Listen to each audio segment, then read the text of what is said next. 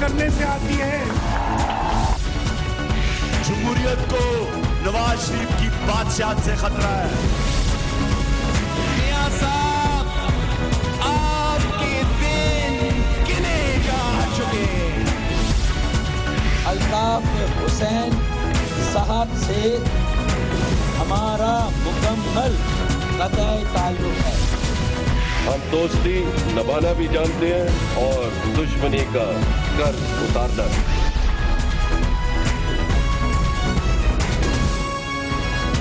आप देख रहे हैं खबरों, तबसरों और तजज़ियात पर मबनी पाकिस्तान का सबसे मोतबर न्यूज शो दुनिया, कामरान खान के साथ। अस्सलाम वालेकुम, मैं हूं कामरान खान। कल 9 नवंबर है और इकबाल डे है, मगर पाकिस्तान में आम तातील नहीं है और इस दफ़ा पिछले साल की तरह एक बार फिर कन्फ्यूजन पैदा हुआ है। मगर इस दफ़ा पाकिस्तानियों को ये ख्याल हुआ था, उनको ये गुमान हुआ था कि शायद हुकूमत ने 9 नवंबर की इकबाल डे की कौमी तातील रिस्टोर कर दी है। उसकी वजह 2 नोटिफिकेशंस थे जो कि सामने आए थे, जिसमें कहा गया था कि इस साल 9 नवंबर को कौमी तातील होगी, जिसकी वजह से लोगों में एक तरह से खुशी का समा था। वो समझ रहे थे कि गैर मुतवक्का तौर पे उन्हें एक कौमी तातील मिल गई है। दफातर में इस हवाले से बातचीत हो रही थी और तालीमी इदारे बंद रहेंगे, ये बात बच्चों के लिए काफ़ी इत्मीनान का बाइस थी। लेकिन अब पता ये चला है और आज ही पता चला है कि दरअसल ये दोनों नोटिफिकेशंस जो मीडिया पे नशर हुए, सोशल मीडिया पे गर्दिश किए, ये फ्रॉड थे और जाली थे। ये बहुत अहम मामला है कि इन जाली नोटिफिकेशंस की बुनियाद पे मीडिया ने खबरें भी चलाईं और 2 बार 4 नवंबर को और 7 नवंबर को गोया कल ये खबरें चली कि ये नोटिफिकेशंस है और यौम इकबाल पर आम तातील होगी। लेकिन आज वजारत दाखिला ने कहा कि ये नोटिफिकेशन जाली थे और इसके बाद ये कहा गया कि तमाम सरकारी ऑफिसेस, सरकारी दफातर, बल्कि पंजाब ने कहा कि उसके तालीमी इदारे भी खुले रहेंगे। खैबर पख्तूनख्वा का भी ये कहना था, लेकिन सिंध को तो बहाना चाहिए। सिंध ने कहा कि वो यौम इकबाल मनाएगा और यौम इकबाल मनाने के लिए जो सिंध में होता है कि स्कूल कॉलेजेस बंद कर दिए जाएं, वो बंद रहेंगे। लेकिन ये कहा गया है कि इस रोज़ स्कूल जो हैं या कॉलेजेस जो हैं वो यौम इकबाल की तकरीबात मुनक्किद करेंगे। कल हम देख लेते हैं कि कितने स्कूल कॉलेजेस में यौम इकबाल की ये अचानक तकरीब मुनक्किद करने का इंतज़ाम किया जाता है और कितने बच्चे और टीचर्स इस तकरीब में शरीक होते हैं। लेकिन एक बार फिर कन्फ्यूजन, और अब हुकूमत ये कहती है, वजारत दाखिला ये कहती है कि इसकी तहकीकात वो FIA के ज़रिए कराएगी। साइबर क्राइम विंग इसकी तहकीकात करेगा, इस जाली नोटिफिकेशन की बुनियाद ढूंढेगा, इसके जो करते धरते हैं उनको पकड़ने की कोशिश करेगा। क्योंकि एक बार फिर शायर मशरिक की यौम विलादत पर जो सूरत हाल पैदा हुई है, ये पहली बार नहीं है। गुज़िश्ता साल भी इसी किस्म की कैफियत पैदा हुई थी।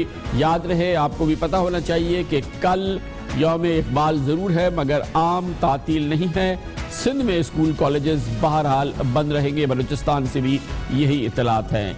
आज के इस जाली नोटिफिकेशन के इनेकाद पे वजारत दाखिला हुकूमत पाकिस्तान क्या कर रही है, जानने के लिए इस्लामाबाद जाते हैं। यहाँ पर मौजूद हैं हमारे कॉरेस्पॉन्डेंट कमरुल मुनव्वर। कमर, बता दीजिएगा कि ये 4 तारीख को ये चीज़ सामने आई थी, फिर 7 को आई, फिर आज वजारत दाखिला ने कहा कि ये जाली नोटिफिकेशन है।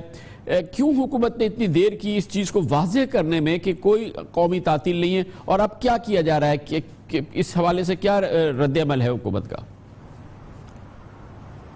जी बिल्कुल, 4 तारीख को पहला एक नोटिफिकेशन सामने आया था जिसमें कहा गया था कि यौम इकबाल को 9 नवंबर को जो वो छुट्टी होगी। लेकिन उसके बाद जिसने वजारत दाखिला से रुजू किया उनका ये कहना था कि यहाँ पर ऐसा कोई नोटिफिकेशन जारी नहीं किया गया। लेकिन आज जो है बाकायदा तौर पर सोशल मीडिया पर, बल्कि मीडिया के बहुत सारे चैनल्स पर भी ये चीज़ चली कि एक नोटिफिकेशन जो था जिसके नीचे लॉ मिनिस्ट्री का रेफरेंस दिया गया था कि वहाँ से एक फॉर्जरी करके एक नोटिफिकेशन जो है वो जारी किया गया और कहा यह गया है कि कल छुट्टी है। जिसके बाद बहुत से स्कूल्स में ये चीज़ अनाउंस भी कर दी गई थी कि कल छुट्टी होगी।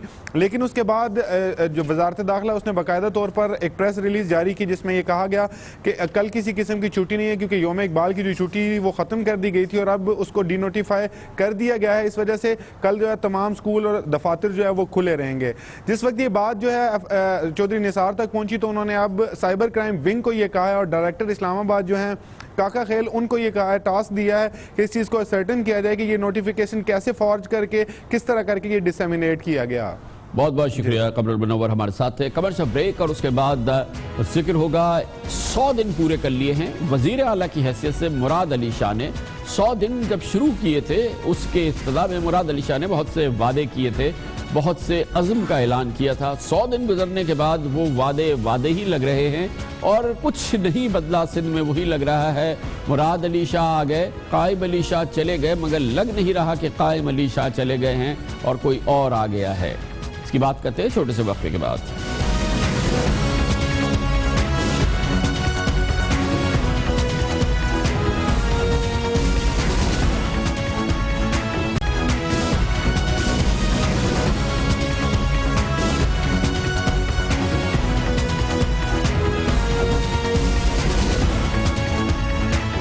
जब बामुश्किल तमाम पाकिस्तान पीपल्स पार्टी और उसकी क़यादत ने फैसला किया था कि वो जनाब सैयद कायम अली शाह को 8 साल से ज़ायद वज़ीर आला रहने के बाद रुखसत कर रहे हैं और उनकी जगह जनाब मुराद अली शाह को दे रहे हैं, जो कि हर लिहाज से एक बेहतर कैंडिडेट लगे। एक तो वो ज़ाहिर है कि जनाब कायम अली शाह से उम्र में काफ़ी जवान थे, उनकी उम्र कम थी, वो एक बेहतर एक्सपीरियंस इस लिहाज से उनका था कि अब भी उनमें वो जज्बा नज़र आता था। वो किसी भी हवाले से एक ज़ईफ़ या बहुत सीनियर पीपल्स पार्टी के रहनुमा नहीं थे। दूसरी चीज़ ये कि वो यूएस से पढ़े हुए हैं, स्टैनफोर्ड से उन्होंने ग्रेजुएशन की है, एक अच्छा उनका बैकग्राउंड है। वो कि बार बार ये कहा जा रहा था कि वो 8 साल से पाकिस्तान पीपल्स पार्टी की सिंध की हुकूमत के बहुत अहम और कलीदे रुकन रहे काबीना के, क्योंकि अहम तरीन जो वजारतें थी उनके पास थी, मगर ख्याल यही था कि एक बड़ी तब्दीली आएगी।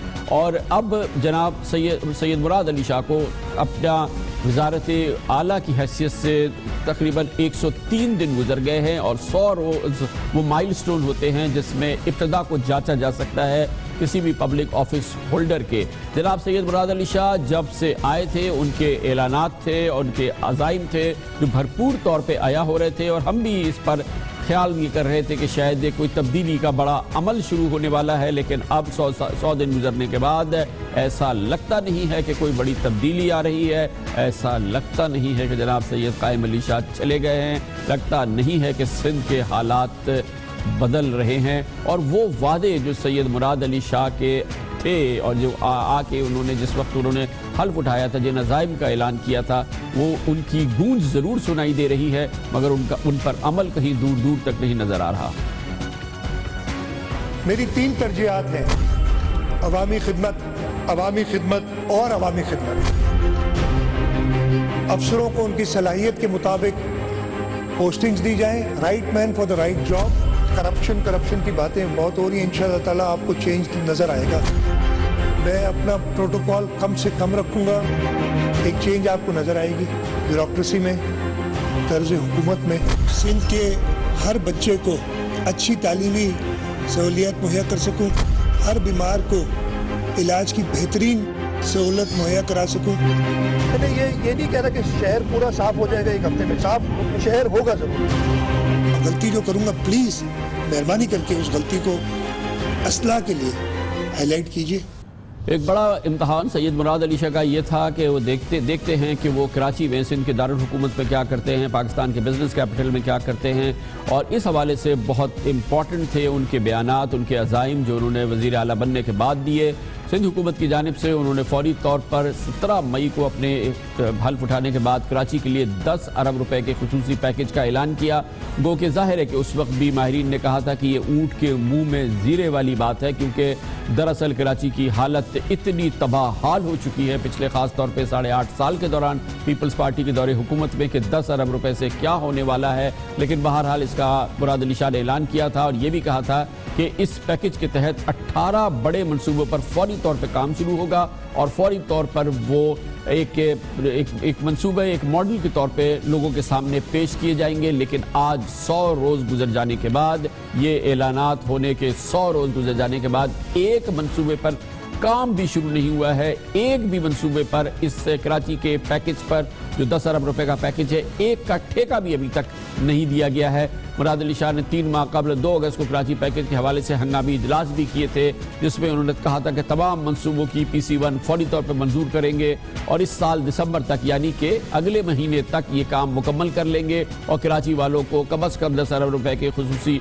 18 मंसूबे वो पेश कर देंगे, जिसमें कि ये कलीदी चीज़ें थी, बहुत इब्तदाई चीज़ें थी, मगर अब दिसंबर शुरू होने में 22 रोज़ रह गए हैं, लेकिन दूर दूर तक इन मंसूबों का कोई पता नहीं है। सिंध में रवा साल के दौरान तरक्याती कामों के लिए सूबाई तरक्याती बजट में 265 अरब रुपए मुख्तस किए गए थे, लेकिन इस सूबे में अब तक सिर्फ 33 अरब रुपए इस्तेमाल किए गए हैं, यानी सिर्फ 12% फंड इस्तेमाल किए गए हैं। तमाम मामलात मुंजमद हैं और इसी वजह से ये हालात बदलते नज़र नहीं आते। कराची पैकेज पे सैयद मुराद अली शाह के वादे, अज़ाइम और उसका हशर क्या हो रहा है, ये हम आपको दिखाते हैं अपने नुमाइंदे खुसूसी मुनव्वर आलम की इस रिपोर्ट में।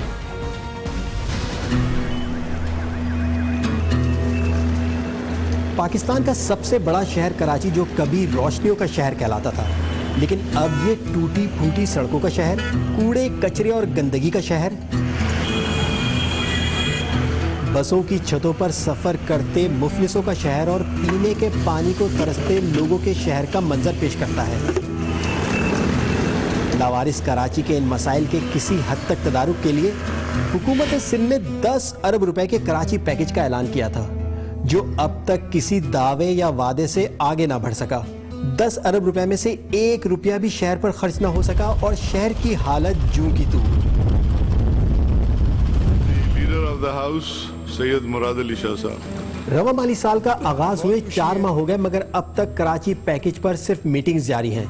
10 अरब रुपए कराची पैकेज के तहत जिन मंसूबों पर काम होना था, उनमें शामिल हैं शाहीन कॉम्प्लेक्स पर 80 करोड़ रुपए की लागत से फ्लाईओवर की तामीर, हसन स्क्वायर से सफूरा चौक तक यूनिवर्सिटी रोड की 15.5 करोड़ रुपए से मुरम्मत, तारिक रोड की 55 करोड़ रुपए खर्च करके असर नौ तामीर, नाता खान ब्रिज के पास 14 करोड़ रुपए की लागत से यू टर्न, स्टार गेट शारा फैसल पर 50 करोड़ रुपए की लागत से अंडरपास की तामीर, मेट्रोपोल से स्टार गेट तक 85 करोड़ रुपए से शारा फैसल की कुशादगी, ब्रिक कॉलोनी और बलोच कॉलोनी फ्लाईओवर्स की 62.5 करोड़ रुपए से तामीर नौ, पानी की फराहमी और निकासी और फायर ब्रिगेड की बेहतरी के लिए भी खुसूसी पैकेज में भारी रकूम रखी गई। कराची वाले हुकूमत से शिकवे ही करते दिखाई देते हैं। ऐलानात की हद तक होता काम, बुनियादी तौर पे कोई काम नहीं होता। हम गरीब लोग हैं, हमारा किसी को ख्याल नहीं है। ठीक है, ये अजीब लोग हैं यार, ये बस में बैठ के सफ़र करते हैं, ये तो गधा गाड़ी में भी सफ़र कर सकते हैं, उनका ये ख्याल है। ये सब चोर डाकू ये आएंगे, बारियाँ लगाते चले जाएंगे और खा के चले जाएंगे, होना बड़ी परेशानी होती है, बड़ी मुसीबत, लटक के हमें जाना पड़ता है। डिफेंस क्लिफ्टन के पोश इलाके हों या मच्छर कॉलोनी जैसी पसमानदा बस्तियाँ, इस साहिली शहर के अवाम अपने हिस्से का मुख्तस पानी भी टैंकर्स माफिया से खरीदने पर मजबूर हैं। शहर में सड़कों का हाल ये है कि 1-2 शाहराहों को छोड़कर तमाम सड़कें टूट फूट और बड़े बड़े गड्ढों से भरी आती हैं। पब्लिक ट्रांसपोर्ट का यह हाल है कि लोग खस्ता हाल बसों में लटक लटक कर या इनकी छतों पर सफ़र करने पर मजबूर हैं। सफाई सुथराई का निज़ाम ऐसा है कि जगह जगह बहते नाले और कचरा कुंडियों का शहरियों को नज़ारा करना पड़ता है। इन तमाम कामों के लिए शायद 1000 अरब रुपए भी कम हो, लेकिन हुकूमत सिंध तो कराची पैकेज पर इसका अशरे अशीर यानी 10 अरब रुपए भी खर्च करने को तैयार नज़र नहीं आती। सिर्फ यही नहीं बल्कि दूसरे बहुत अहम कलीदी मसाइल हैं जो कि वैसे के वैसे ही नज़र आते हैं। मिसाल के तौर पे कराची के सिविल हॉस्पिटल में ट्रॉमा सेंटर का इफ्तिताह बिलावल भुट्टो जरदारी से करवा दिया गया था। गुज़िश्ता साल दिसंबर में 11 माह गुजर गए हैं, जिसमें कि तकरीबन 3 माह से ज़ायद मुराद अली शाह के भी बाकी हैं, मगर ये ट्रॉमा सेंटर मुकम्मल तौर पर अब भी काम करने के काबिल नहीं है। 11 अरब रुपए खर्च भी हो चुके हैं। इसके अलावा दूसरे बहुत अहम मामलात हैं कि सिंध में मेरिट के हवाले से सिंध पब्लिक सर्विस कमीशन के ताज़ा तरीन मामला सामने आए हैं। मुलाजमतों का मामला मुकम्मल तौर पे घपले का शिकार है। सुप्रीम कोर्ट ऑफ पाकिस्तान ने इस पर बराह रास्त कार्रवाई की है। इसके अलावा कई ऐसे मामले हैं जिसमें कि कोई भी पेशरफ्त नज़र नहीं आती है, चाहे वो मेरिट के मामलात हों, मुलाजमत के मामलात हों। इसके अलावा ये भी इतलात है कि सिंध में अब भी 3 वजारतें ऐसी हैं जिन पर मुराद अली शाह का फ़िलहाल कोई कंट्रोल नहीं है और ना ही نہیں ان کو اجازت ہے کہ ان معاملات میں بولیں، جس میں ورکس اینڈ سروسز اور اریگیشن جیسے محکمے شامل ہیں، جن کی وجہ شہرت صرف اور صرف وہ ہے جو آپ کو سمجھ میں آ رہی ہے۔ یہ 100 دن اور آئندہ کے 100 دن اور اس کے بعد کے 100 دن کیا مراد علی شاہ قائم علی شاہ ہی رہیں گے، اس پر ہم بات کرتے ہیں، اور اس کے لیے ہمارے ساتھ موجود ہیں ممتاز کالمنسٹ اور تجزیہ کار جناب شہاب استو۔ بہت بہت شکریہ شہاب استو صاحب۔ آپ کو بھی تھی امید ہے کہ قائم علی شاہ صاحب کے جانے کے بعد جب مراد علی شاہ صاحب آئیں گے تو ہم کوئی سگنیفیکنٹ تبدیلی دیکھیں گے سندھ کے معاملات میں، گورننس میں اور دوسرے ایشوز میں؟ دیکھیں خان صاحب، بات یہ ہے کہ شاہ صاحب ینگ ہیں، پڑھے لکھے ہیں، اور پچھلے 8 سال سے وہ فائنینس منسٹر رہے ہیں، اور یہ بھی نہیں ہے کہ ان کو گورننس کا اور جو باقی معاملات ہیں ان کا آئیڈیا نہیں تھا، اور جو مشکلات ہم پہلے دیکھ رہے تھے شاید قائم علی شاہ صاحب فیس کر رہے تھے ان کو ادراک نہیں تھا۔ وہ تو انسائیڈر تھے، اور اس وجہ سے، اور پلس یہ کہ اب صرف 2 سال بچے ہیں تو لاجیکلی بھی ایک پولیٹیشین کے لیے بہت ضروری تھا کہ کم از کم 1.5 سال تو اگر آپ اس 1.5 سال میں اپنی کانسٹیٹوئنسیز نہیں بچائیں گے تو پھر تو میرے خیال ہے کہ شاید ان کو یہ توقع ہے کہ چونکہ سندھ میں کوئی اپوزیشن نہیں ہے، پی ٹی آئی اور پی ایم ایل این اوپر جو ہے وہ پھنسے ہوئے ہیں۔ آپ کے خیال میں یہی وجہ نہیں ہے کہ پیپلز پارٹی نے کبھی سندھ کی حالت بدلنے کے لیے کوئی ٹھوس سبسٹینشل پروجیکٹس چیزیں کی نہیں ہیں؟ کیونکہ بہرحال یہ یقین ہے کہ چاہے کچھ ہو جائے گا، ووٹ ہمیں ملے گا، پھر بعد میں پھر کہتے بھی ہیں نا کہ دیکھیں اگر ہم نے اچھا کام نہیں کیا تو ہمیں ووٹ کیسے ملا ہے۔ آپ بالکل صحیح کہہ رہے ہیں۔ دیکھیں اب تو اس وقت تو میں سمجھتا ہوں کہ ایسا پولیٹیکل انوائرمنٹ تو سندھ میں کبھی بھی نہیں تھا کہ ایم کیو ایم اپنے مسائل کا شکار ہے، پی ایم ایل این اور پی ٹی آئی اوپر جو ہے پھنسے ہوئے ہیں، پیر پگاڑا صاحب کمفرٹیبل ہیں ان کے ساتھ۔ سندھ میں تو کوئی اپوزیشن ہے نہیں۔ باقی جس طرح میڈیا ہے، آپ جیسے لوگ ہیں، اگر کچھ وہ وائس اٹھاتے ہیں تو اس کا ایک مومنٹری امپیکٹ تو پڑتا ہے، لیکن جو ایک شفٹ آنی چاہیے، اچھا پھر اکاؤنٹیبلٹی کے ادارے آپ دیکھیں وہ سارے کے سارے جو ہے وہ اس وقت کم از کم میں تو نہیں دیکھ رہا کہ اس میں کوئی اتنا فورس ہے کہ وہ کوئی فنڈامنٹل شفٹ لائیں گے، بیوروکریسی میں گورننس کو ٹھیک ہوگی۔ اور آپ بالکل صحیح کہہ رہے ہیں کہ انہوں نے کوئی ایسی پالیسی بھی ابھی تک نہیں دی جس سے لگے کہ کیا وجہ ہے، کیوں نہیں کیا؟ مراد علی شاہ کیوں نہیں کر پا رہے؟ میں سمجھتا ہوں کہ یہ جو ڈیولپمنٹ ہوئے ہیں، ایم کیو ایم کا کمزور ہونا، اور سندھ میں اس وقت چونکہ شفٹ ہو گیا ہے، پورا جو ایمفیسس ہے پولیٹکس کا وہ اوپر چلا گیا ہے، اور خود اسٹیبلشمنٹ بھی میں سمجھتا ہوں کہ اب اتنی زیادہ شاید کراچی کے معاملات میں کین نہیں ہے، تو یہ ایک جو ویکیوم کریٹ ہوا ہے، بجائے یہ کہ اس ویکیوم کا یہ فائدہ اٹھائیں اور بہتر گورننس دیں، کیونکہ ان کو تو اپوزیشن ہے نہیں، انہوں نے الٹا اس کا یہ فائدہ لیا ہے کہ یہ کمپلیسنٹ ہو گئے ہیں بہت زیادہ، ان کو یہ۔ اچھا آپ کہہ رہے ہیں سیاسی دباؤ نہیں ہے، عوامی دباؤ کیوں نہیں ہے؟ دیکھیں سر، بات یہ ہے کہ جو وہاں پہ سوشل اور جو آپ کی پولیٹیکل انوائرمنٹ ہے انٹیریئر سندھ کی، جو کانسٹیٹوئنسی ہے پیپلز پارٹی کی، وہاں پہ فیوڈل اور ٹرائبل جو ایلیمنٹس ہیں اس کو اسٹرینتھن کیا گیا ہے۔ آپ نے دیکھا ہوگا کہ پچھلے دنوں سے ایک بالکل تانتا بند گیا ہے، پیپلز پارٹی میں بے تحاشا لوگ آ رہے ہیں، کیونکہ یہ تاثر ابھر رہا ہے کہ شاید پیپلز پارٹی اب 2018 کے الیکشن بھی جیتے گی۔ تو اب وہ جو لوکل پولیٹکس ہے اس میں جو مڈل کلاس کے لوگ ہیں ان کو تو ویکن کیا گیا ہے، اور وہ جو ایکچوئل جو ٹریڈیشنل فورسز ہیں، جو ٹرائبل ہے، وہاں کا جو فیوڈل ہے، اس کو اسٹرینتھن کیا گیا ہے۔ یعنی ایک یہ پیٹرن بن گیا ہے کہ جی جو ایس پی صاحب ہوگا وہ لوکل جو وہاں کا جو پولیٹیکل جو کلاس کا جو ریپرزینٹیٹیو ہے اس کی مرضی سے آئے گا، اور یعنی ایک ٹرائکا بن گئی ہے، پولیٹیشین، بیوروکریٹ اور مڈل مین یا کانٹریکٹر کہہ لیں۔ تو اب اس طریقے سے وہ پورا صوبہ چل رہا ہے۔ میں آج کل ایک ڈرافٹ کر رہا ہوں پٹیشن سپریم کورٹ میں داخل کرنے کے لیے۔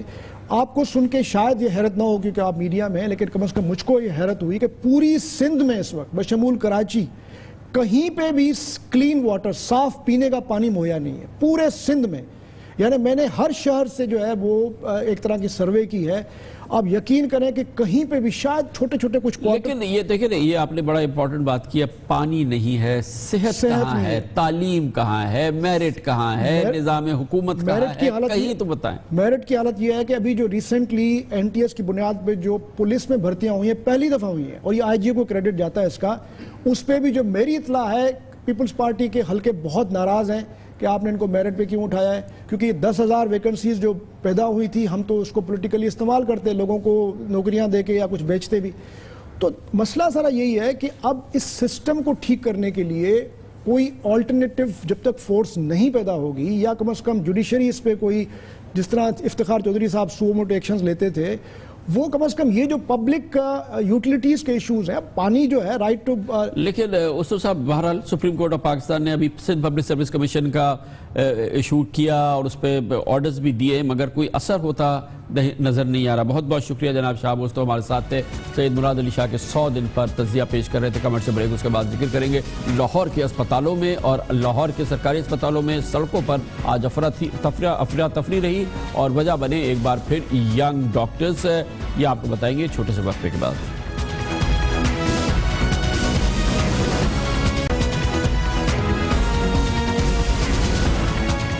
लाहौर के सरकारी अस्पतालों में आज अफरा तफरी का आलम था। यंग डॉक्टर्स की जारी हड़ताल में आज तशद्दुद भी देखने में आया। ये डॉक्टर्स आज लाहौर के वस्त में माल रोड पर भी जमा हो गए, जहां से ट्रैफिक जैम हो गया और फिर उसके असरात शहर के दूसरे इलाकों में और ख़ास तौर पे सेंट्रल लाहौर के अंदर बहुत ज़्यादा देखने में आया। अवाम को शदीद मुश्किलात का सामना करना पड़ा। अस्पतालों में एक जानिब, सड़कों पर दूसरी जानिब, और ये पहली बार नहीं हुआ है।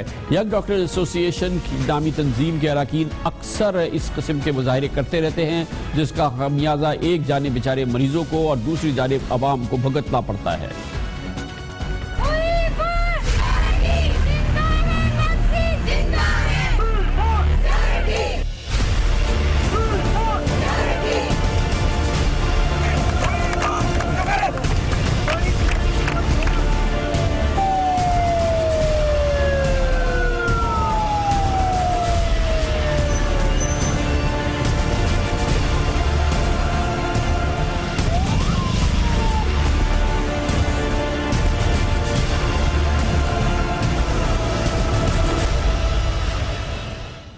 यंग डॉक्टर्स की जानिब से आज का एहतजाज मरीजों के साथ बदसलूकी करने पर मुअत्तल होने वाले 2 डॉक्टर्स के हक में था। महकमा सेहत पंजाब ने मेयो अस्पताल में जेर इलाज मरीज के लवाहिकीन से बदतमीजी करने पर 25 अक्टूबर को यंग डॉक्टर एसोसिएशन के डॉक्टर मजहर रफीक और डॉक्टर शहरियार को 1 साल के लिए मुअत्तल किया था और उसके बाद यंग डॉक्टर्स बेकाबू हो गए। उन्होंने मुअत्तल डॉक्टर्स की बहाली के लिए तहरीक चलाने का ऐलान किया और पिछले माह की 28 तारीख से ये मुसलसल एहतजाज है जो जारी है और ये कहा जा रहा है कि मुतालबात तस्लीम नहीं किए जाएंगे तो ये एहतजाज जारी रहेगा। आज मेयो अस्पताल से रैली निकाली गई और धरना देके मॉल रोड को बंद कर दिया गया और फिर जो कैफियत हुई है वो अस्पतालों में और सड़कों पे देखने में आई है। इस पर बात करते हैं और इसके लिए हमारे साथ मौजूद है यंग डॉक्टर एसोसिएशन के रिप्रेजेंटेटिव डॉक्टर मजहर रफीक। डॉक्टर साहब, सबसे पहली चीज़ तो ये कि आप डॉक्टर हैं, आपके अमल की वजह से मरीज परेशान हो जाए, सड़क पे चलने वाला आम शहरी परेशान हो जाए, ये कौन सा एहतजाज है जिसमें कि आप जिस पर्पस के लिए जो आपकी सर्विस है उसके जिन लोगों की आप खिदमत करनी है आप उन्हीं को तकलीफ में बपा कर देते हैं, उनके लिए तकलीफ बढ़ा देते हैं उनकी? सर बिल्कुल आपकी सही बात है कि हमने बंद किया हुआ, लेकिन आप ये देखिए इस 14 दिन में हम किस किस के पास नहीं गए। हमने एमएस साहब को इन्फॉर्म किया, हमने वीसी साहब को इन्फॉर्म किया, उनसे बारहा रिक्वेस्ट की कि सर ये मामला गलत तरफ जा रहा है, काइंडली इसको टेकअप कीजिए। उनकी सीधी यही बात थी कि जी ये चूंकि सेक्रेटरीट की तरफ डायरेक्टिव आया तो हमने इसको फॉलो करना ही करना है। हम मजबूर होकर बारहा, क्योंकि कम्युनिटी के अंदर रेस्ट है कि अगर हम सेल्फ डिफेंस के ऊपर भी जाते हैं तो हमें टर्मिनेट किया जा सकता है। सिक्योरिटी के हालात इंप्रूव नहीं किए गए हॉस्पिटल के अंदर, चिल्ड्रन के अंदर मामला होता है, शीशे तोड़े जाते हैं, इसी के डॉक्टर को मारा पीटा जाता है। गंगाराम हॉस्पिटल के अंदर डॉक्टर का दुपट्टा छीन लिया जाता है। ये सारे मामले के बाद की बात है, उसके ऊपर किसी किस्म की कोई इंक्वायरी नहीं की जाती, लेकिन सिर्फ इस बात के ऊपर विक्टिमाइज किया जाता है डॉक्टर को। Actually it's a victimisation. हम कॉन्टिन्यूसली वोकल थे कि हॉस्पिटल के अंदर सेक्रेटरी हेल्थ साहब जो है वो फैसिलिटीज प्रोवाइड करने से कासिर हैं। गवर्नमेंट फंड्स प्रोवाइड करती है लेकिन अभी तक वो उस तरह से स्पेंड नहीं किए जा रहे और क्वालिटी फैसिलिटीज जो हॉस्पिटल के अंदर गवर्नमेंट क्लेम करती है वो प्रोवाइड नहीं की जा सकती। और सिर्फ इसी बात के ऊपर इसकी वजह से आप मरीजों से बद्दुआएं लेंगे, लोगों से बद्दुआएं लेंगे, क्योंकि अगर आप नहीं हैं और मरीज को बेचारे को इलाज नहीं हो रहा, उसको कोई नहीं देख रहा, तो बद्दुआ मिलेगी ना आपको। एग्जैक्टली सर, लेकिन सर आप ये समझिए कि हम डॉक्टर हैं, हमसे ज़्यादा पेशेंट का दर्द कोई नहीं समझ सकता। हम बारहा रिक्वेस्ट कर रहे हैं कि बड़े से बड़े मामला भी टेबल पे जाके सॉल्व होते हैं। इतना अनजस्ट किस्म का फैसला है, इतना बड़ा जो तनाज़ा बना दिया गया, सिर्फ अना का मसला है। आप टेबल पे आइए, आप इस मामले को देखिए। हम इस वक्त सीएम सेक्रेटरी के सामने बैठे हुए हैं और सीएम साहब से रिक्वेस्ट करना चाहते हैं कि काइंडली इस इशू को, पोलिटिकल गवर्नमेंट है, इसको डेमोक्रेटिक तरीके से सॉल्व किया जाए। ये जो एक फिरौनियत का आलम है इस वक्त सेक्रेटरीट के अंदर, इसको खत्म किया जाए और रीइंस्टेट किया जाए ताकि हम दोबारा से जाके अपनी ड्यूटीज को रिज्यूम कर सकें और जो पेशेंट सफर कर रहे हैं उनको उससे बहुत बहुत शुक्रिया डॉक्टर मजहर रफीक हमारे साथ थे। कमर्शियल ब्रेक, इस दौरान न्यूज हेडलाइंस भी आप देखेंगे और हमारी आज की अहम तरीन खबरें जारी रहेंगी। आप देख रहे हैं खबरों, तबसरों और तथ्यात पर मबनी पाकिस्तान का सबसे मोतबर न्यूज शो दुनिया कामरान खान के साथ। पाकिस्तान में दहशत गर्दी के खिलाफ जारी जंग में कल एक बहुत बड़ी कामयाबी हासिल हुई, जिसका जिक्र कल के आपने हमारे प्रोग्राम में सुना, जिसमें सिंध पुलिस ने गिरफ्तार किया था 2 दहशतगर्दों को। कहने को तो ये 2 दहशतगर्द थे जिनको गिरफ्तार किया गया था, लेकिन उनकी तहकीकात से और उनकी गिरफ्तारी के बाद से और उसके हवाले से जो मालूमात सामने आई है, ऐसा लगता है कि ये दो दहशतगर्द नहीं बल्कि शायद 2 दहशतगर्द तंजीमें या उससे भी ज़्यादा कुछ थे, क्योंकि जिस अंदाज की दहशतगर्दी इन्होंने कराची के शहर में की, जितने बड़े बड़े दहशतगर्दी के वाक़यात इनकी वजह से हुए और इन्होंने जो कराची शहर में और दहशतगर्दी के खिलाफ जंग की जो कामयाबी है उसके इमेज को ज़ाइल करने में जो किरदार अदा किया, यकीनी तौर पर ये दहशतगर्दी के बदतरीन बाप थे जो कल बंद हुए हैं। ये दहशतगर्दी के खिलाफ जंग की एक बहुत मौसर बहुत बड़ी कार्रवाई थी, जिस पर सिंध पुलिस को यकीनी तौर पे तहसीन मिलनी चाहिए। ये एक काबिल जिक्र ही नहीं बल्कि तारीखी कामयाबी थी जो हासिल की गई। गिरफ्तारी हुई थी एक शख्स आसिम उर्फ कैपरी की और इसहाक उर्फ बॉबी की, लेकिन ये सिर्फ इसहाक बॉबी और आसिम कैपरी नहीं थे, बल्कि इनके जरिए शहर कराची में एक जानिब फौजी अहलकारों को कत्ल किया गया, दूसरी जानिब पुलिस वालों को निशाना बनाया गया, तीसरी जानिब ट्रैफिक पुलिस वालों को मारा गया, चौथी जानिब फिरका वाराना दहशतगर्दी की गई। इन्हीं में से लोग ऐसे थे जिन्होंने कराची एयरपोर्ट पर जो हमला हुआ था उसमें हिस्सा लिया था। गोया के दहशतगर्दी क्या ये भयानक बाप थे जो कल बंद हुए। ये जानना बहुत ज़रूरी है कि ये कौन थे आसिम कैपरी और इसहाक बॉबी। हम आपको दिखाते हैं अपनी इस खुसूसी रिपोर्ट में। 2016 को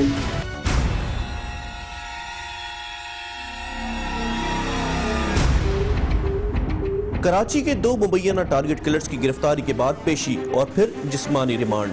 सिंध पुलिस के मुताबिक लश्करी झंगवी के ये दोनों कारिंदे पिछले 4 साल से कराची में कई हाई प्रोफाइल टारगेट किलिंग की वारदातों में मुलविस रहे।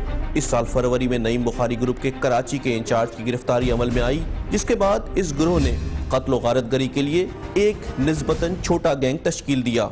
इसहाक बॉबी को उसका सरगना बना दिया गया, लेकिन टारगेट किलिंग में साथ देने के लिए उसे एक फुर्तीले कारिंदे की जरूरत थी, जिसके लिए सक्खर जेल में कैद आसिम कैपरी को जमानत पर रिहा करवाया गया। पुलिस जराये के मुताबिक आसिम कैपरी के 2 भाई टारगेट किलिंग में मारे गए थे, जिसके बाद उसने शिया कम्युनिटी के बेगुनाह अफराद के कत्ल को शौक बना लिया। आसिम कैपरी 3 बरस पहले कराची पुलिस के अफसर चौधरी असलम के हाथों गिरफ्तार हुआ था, लेकिन फिर अदम सबूत की बिना पर रिहा करा लिया गया। इस साल कराची में टारगेट किलिंग की वारदातों में तेजी आई और फिर रमजान में मशहूर फनकार अमजद साबरी का बहिमाना कत्ल, जिसने पूरी कौम को गमगीन कर दिया। इसहाक बॉबी और आसिम कैपरी ने मिलकर न सिर्फ कराची के कई बेगुनाह आम शहरियों का कत्ल किया, बल्कि सिक्योरिटी फोर्सेस को भी निशाना बनाते रहे। मिलिट्री पुलिस पर हमले की इस सीसीटीवी फुटेज में पुलिस के मुताबिक मोटरसाइकिल चलाने वाला आसिम कैपरी और पीछे रुमाल बांधकर बैठा इसहाक बॉबी है। ख्याल है कि अक्सर वारदातों में फायरिंग वही करता था। पुलिस के मुताबिक इसहाक बॉबी ने मार्च 2016 में शादी की। वो कराची के मुख्तलिफ इलाकों में मकानात किराए पर लेता और फिर चंद हफ्तों के अंदर घर तब्दील कर लेता, जबकि आसिम कैपरी के बारे में बताया जाता है कि वो 6 साल से शादीशुदा है और उसके 3 बच्चे हैं।